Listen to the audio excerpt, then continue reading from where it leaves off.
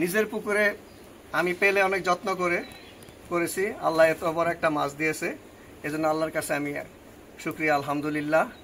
আমি সকল ভাই বোনদেরকে আহ্বান জানাবো, আপনাদেরও যদি ছোট একটু পুকুরও থাকে তাহলে সেখানে মাছের চাষ করুন, তাহলে এরকম বড় বড় মাছ ইনশাল্লাহ আপনারা খেতে পারবেন। এটা আমি নিজে চাষ করেছি এবং আজকে জাল দিয়ে ধরলাম। আমার এখন সত্যি অত্যন্ত আনন্দ লাগছে যে আমি এত বড় একটা মাছ জাল দিয়ে ধরতে পেরেছি।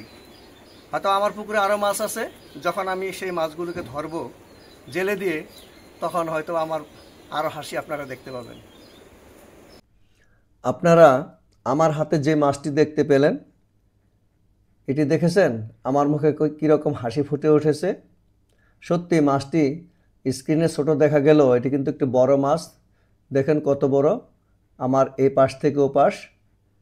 এটি আমি 250 গ্রাম ওজন তখন আমি অন্য আরেকটি পুকুর থেকে এনে ছেড়েছি। 8 মাস আমি পালন করেছি।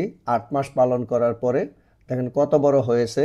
তাই আমি আপনাদেরকেও ইন্সপায়ার করব, আপনারা আপনাদের ছোট যদিও একটি পুকুর থাকে সেখানে মাছের চাষ করুন এবং দেশকে স্বাবলম্বী করুন।